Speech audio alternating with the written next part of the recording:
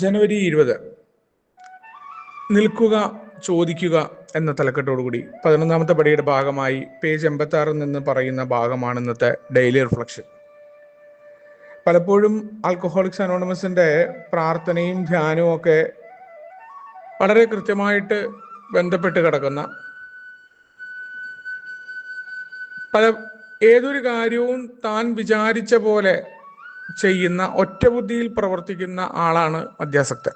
മദ്യാസക്തൻ എന്തെങ്കിലും ഒരു കാര്യത്തിൽ തീരുമാനം എടുത്താൽ, അല്ലെങ്കിൽ അവനെ ഉള്ളിലൊരു ചിന്ത വന്നു കഴിഞ്ഞാൽ പോലും അതങ്ങ് പ്രവർത്തിച്ചു കഴിയാതെ അവനൊരു സ്വൈര്യം ഉണ്ടാവില്ല, അല്ലെങ്കിൽ അവൻ നിൽക്കാൻ തയ്യാറാവുന്ന ഒരാളല്ല. അവൻ്റെ ദേഷ്യം അവൻ്റെ നിയന്ത്രണത്തിലല്ല, അവൻ്റെ സങ്കടം അവൻ്റെ നിയന്ത്രണത്തിലല്ല. ഇത്തരത്തിൽ സന്തോഷം, എന്തെങ്കിലും വിചാരിച്ചതിനൊക്കെ അപ്പുറം കാര്യങ്ങൾ സംഭവിച്ചു കഴിഞ്ഞാൽ സന്തോഷവും അവൻ്റെ കയ്യിലല്ല. ഇത്തരത്തിൽ വൈകാരികമായിട്ട് ആതുരരായിട്ടുള്ള ആളുകളാണ് മദ്യാസക്തർ. ആ മദ്യാസക്തർ ആൽക്കഹോളിക്സ് അനോണിമസിന്റെ പ്രോഗ്രാമിൽ എത്തുമ്പോൾ നമ്മൾ 1ാമത്തെ പടിയുടെ ഭാഗമായിട്ട് ആദ്യം ഉണ്ടാകുന്ന ഒരു കാര്യം, നമ്മുടെ സ്പോൺസർമാർ പറയുന്നത്, മുന്നേ കടന്നുപോയ ഓരോ പഴമക്കാരും നമ്മളെ ഓർമ്മപ്പെടുത്തുന്ന ഒരു കാര്യം എന്താണ്? നമ്മുടെ ജീവിതത്തിൽ നമ്മൾ മദ്യാസക്തരാണ്, നമുക്ക് ഇത്തരം പ്രശ്നങ്ങളൊക്കെ ഉണ്ട്, മദ്യത്താൽ നമ്മൾ ഇത്തരം കാര്യങ്ങളൊക്കെ ഉണ്ടായി എന്നുള്ളതിനപ്പുറമായിട്ട് ജീവിതം ചെറുപ്പം മുതൽ തന്നെ അനിയന്ത്രിതമായിരുന്നു എന്ന് നമ്മൾ കണ്ടെത്തുന്നു. ഇവിടെ ആ അനിയന്ത്രിതമായ ജീവിതത്തിലേക്ക് മദ്യം കടന്നു വന്നപ്പോഴാണ് പലതിനെയും നിയന്ത്രിക്കാൻ പറ്റാതിരുന്നത്. അവിടെ ഇത്തരം കുഴപ്പങ്ങളുണ്ട് എന്ന് അംഗീകരിക്കാൻ പോലും പറ്റാതിരിക്കുന്ന മദ്യാസക്തൻ ഇവിടെ 1ാമത്തെ പടിയുടെ ഭാഗമായിട്ട് കുഴപ്പങ്ങൾ അംഗീകരിക്കാൻ തുടങ്ങുന്നു.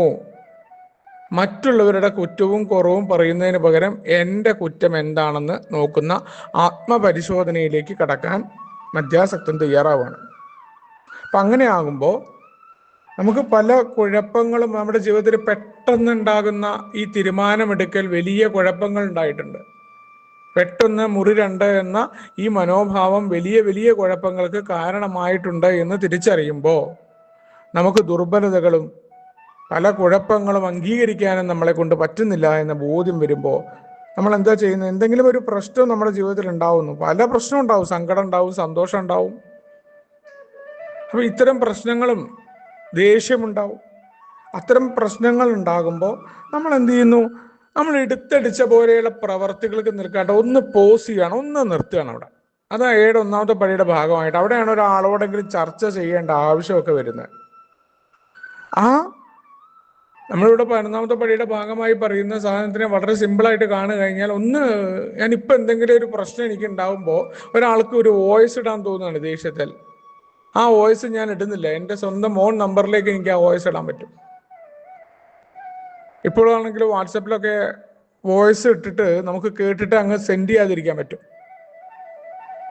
അപ്പോൾ നമ്മൾ കുറച്ച് കഴിഞ്ഞ് കഴിഞ്ഞാൽ ഇത് വേണ്ടിയിരുന്നില്ല എന്നുള്ളത് വളരെ കൃത്യമായിട്ട് നമുക്ക് ബോധ്യമാവും. ഏതൊക്കെ തരത്തിലുള്ള വൈകാരികതയാണെങ്കിലും നമുക്ക് അപ്പോൾ ഉണ്ടാകുന്ന വികാരമല്ല കുറച്ച് കഴിഞ്ഞാൽ ഉണ്ടാവുന്നത്. അതുകൊണ്ടാണ് അവിടെ ഒന്ന് പോസ് ചെയ്യുക, ഒന്നല്ലെങ്കിൽ മീറ്റിങ്ങിന് പങ്കെടുക്കുക, ഏതെങ്കിലും സുഹൃത്തുക്കളുമായിട്ട്, പ്രത്യേകിച്ച് പ്രോഗ്രാമിൽ നിൽക്കുന്ന ആളുകളുമായിട്ട് ചർച്ച ചെയ്യുക. സ്പോൺസറെ കിട്ടിയിട്ടില്ലെങ്കിൽ നമ്മുടെ അടുത്ത സുഹൃത്തുക്കൾ, പ്രോഗ്രാം ചെയ്യുന്ന സുഹൃത്തിനെയാണ്. അവിടെ നമ്മുടെ ഹിതം നടപ്പിലാവുക എന്ന സ്വഭാവം മാറ്റിവെച്ചാൽ തീർച്ചയായിട്ടും പ്രോഗ്രാം പ്രവർത്തിക്കും നമുക്ക് കാണാൻ പറ്റും. എവിടെയെല്ലാമാണോ നമുക്ക് വൈകാരികമായിട്ട് നമ്മൾ ആതുരരാകുന്നത്, വൈകാരികമായ കുഴപ്പങ്ങൾ നമുക്കുണ്ടാകുന്നത്, സന്തോഷം ഉണ്ടാകുമ്പോഴും ഇത്തരം ഒരവസ്ഥ തന്നെയാണ്. അല്ലെങ്കിൽ ആ സന്തോഷത്തിൽ മതിമറന്നു പോകുന്ന ഒരാൾക്ക് സങ്കടം താങ്ങാൻ പറ്റില്ല. നമ്മൾ പറയും സന്തോഷവും അതേപോലെ തന്നെ എല്ലാം സമ്മിശ്രമാണെന്ന് പറയുമ്പോൾ മനുഷ്യൻ എപ്പോഴും ആഗ്രഹിച്ചു കൊണ്ടിരിക്കുന്നത് സന്തോഷിക്കുക എന്നുള്ളതാണ്. ഈ സന്തോഷത്തിന് ആഗ്രഹിച്ചിട്ടാണ് പലപ്പോഴും മദ്യത്തിലേക്ക് ഇങ്ങനെ പോയിക്കൊണ്ടിരിക്കുന്നതിന്റെ കാരണം. അപ്പൊ സന്തോഷത്തെ വളരെ കൃത്യമായി കൈകാര്യം ചെയ്യേണ്ടതുണ്ട്, മറ്റൊരാളുമായിട്ട് നമ്മൾ ചർച്ച ചെയ്യേണ്ടതുണ്ട്. സന്തോഷത്തിൽ അമിതമായിട്ട് മുഴുകുക, അല്ലെങ്കിൽ സന്തോഷത്തിന് നമ്മൾ പറയുന്ന പോലെ നൈമിഷികമായ ആനന്ദങ്ങൾക്ക് വേണ്ടിയിട്ട് സമയം ചെലവഴിക്കാൻ, അല്ലെങ്കിൽ അതിനുവേണ്ടി ചെലവഴിച്ച ആളുകളായ നമ്മൾ ഇവിടെ ഒരു മാറ്റത്തിന് തയ്യാറാകുന്നുണ്ട്.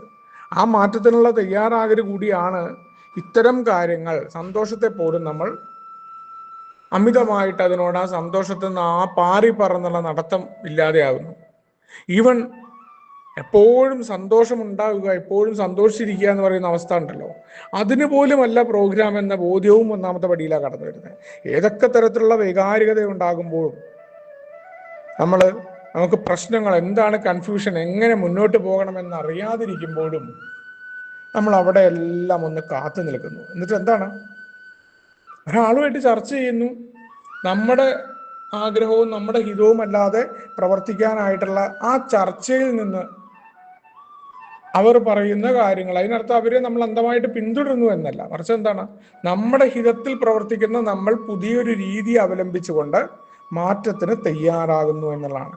ഏതൊക്കെ സംഭവമാണോ ജീവിതത്തിൽ വരുന്നത് അതിനെ അതേപോലെ ഏറ്റെടുക്കലാണ് ഇവിടെ ദൈവഹിതം നടക്കണമേ എന്നുള്ളതാണ്. ഈ ജീവിതമാകുന്ന നാടകം ഞാനല്ല കളിക്കുന്നത്, ദൈവമാണ്. ദൈവം എന്ന ഡയറക്ടറാണെന്ന് പറയുമ്പോൾ എന്താണ്, എൻ്റെ ജീവിതത്തിൽ സംഭവിക്കുന്ന കാര്യങ്ങളെ ദൈവഹിതമാണ് എന്ന് പറഞ്ഞ് സ്വീകരിക്കാൻ എന്നെ ഒരുക്കിയെടുക്കുന്നു. അങ്ങനെ ഒരുക്കിയെടുക്കുമ്പോഴാണ് നമുക്ക് അകാരണമായിട്ടുള്ള നിസാര കാര്യങ്ങൾക്ക്, ഭാവിയെക്കുറിച്ച് എപ്പോഴും ഭയപ്പെട്ടുകൊണ്ടിരിക്കുന്നവരാണ് മധ്യാസക്തൻ. ആ ഭയത്തിൽ നിന്ന് മാറിയിരിക്കാൻ പറ്റും. അനിയന്ത്രിതമായിട്ടുള്ള കോപങ്ങളിൽ നിന്ന് മാറി നിൽക്കാൻ, ആകുലത, എന്താ ഉണ്ടാവുക എന്ന് പറഞ്ഞിട്ട് ഭാവിയെക്കുറിച്ച് അപാകമായ ആകുലതകളാണ്, ആ ആകുലതകളിൽ നിന്ന് മാറി നിൽക്കാൻ. അതേപോലെ സ്വയം സഹതാപം ഉണ്ടാവും, എപ്പോഴും ഞാൻ ഇങ്ങനെ ആയിപ്പോയല്ലോ എന്നുള്ള കാര്യങ്ങൾ. ഇത്തരം കാര്യങ്ങൾ തൊട്ട് ബുദ്ധിശൂന്യമായ നമ്മുടെ തീരുമാനങ്ങളിൽ നിന്ന് മാറി നിൽക്കണം എന്നുണ്ടെങ്കിൽ തീർച്ചയായിട്ടും നമ്മുടെ ഹിതത്തിൽ പ്രവർത്തിക്കുന്ന വെട്ടെന്ന് മുറി രണ്ടെന്ന് പറഞ്ഞ ആ കാര്യങ്ങളെ നേരിടാനുള്ള കഴിവില്ലായ്മകൾ, ഓടിയൊളിക്കൽ, ജീവിതത്തിൽ നിന്നുള്ള ഓടിയൊളിക്കലുകളിൽ നിന്ന് മാറിക്കൊണ്ട് അതിനെ സ്വീകരിക്കാൻ, അതിനോട് പോരാട്ടമില്ലാതെ, പോരാട്ടമാണ് ഏറ്റവും വലിയ പ്രശ്നം. ഏതിനോടും പോരാടിക്കൊണ്ട് ഞാൻ ആരാ മോൻ എന്ന് പറഞ്ഞ് വിജയിച്ച് നിൽക്കുകയല്ല, ചില കാര്യങ്ങളിൽ തല താഴ്ത്തി കീഴ്പ്പെട്ടുകൊണ്ട് തന്നെയാണ് ഈ പ്രോഗ്രാം പ്രവർത്തിക്കുന്നത്. കീഴ്പ്പെട്ട് കഴിഞ്ഞാൽ നമുക്ക് യാതൊരു തരത്തിലും, പണ്ടുള്ള പഴമക്കാർ പറയണ പോലെ താണനിലത്തെ നീരോടൂ എന്നൊക്കെ പറയണ പോലെ, നമ്മൾ കീഴ്പ്പെടാൻ എവിടെ തയ്യാറുണ്ടോ അവിടെയെല്ലാം നമുക്ക് പരിഹാരം ഉണ്ടായിരിക്കുമെന്ന വളരെ കൃത്യമായിട്ടുള്ള ഓർമ്മപ്പെടുത്തലാണ് ഇന്നത്തെ ഡെയിലി റിഫ്രഷ്. ഇത് ഒരു ദിവസത്തെ പരിപാടി ആയതുകൊണ്ട് ഓരോ പ്രവൃത്തികളിലും ഇത് കടന്നു വരേണ്ടതുണ്ടെന്ന് കൃത്യമായി ഓർമ്മപ്പെടുത്തുന്നുണ്ട്. നമുക്ക് ഒരുമിച്ചുകൊണ്ട് പറയുന്ന മുന്നോട്ട് പോകാം. എല്ലാവർക്കും ശുഭദിനം, സുപ്രഭാതം.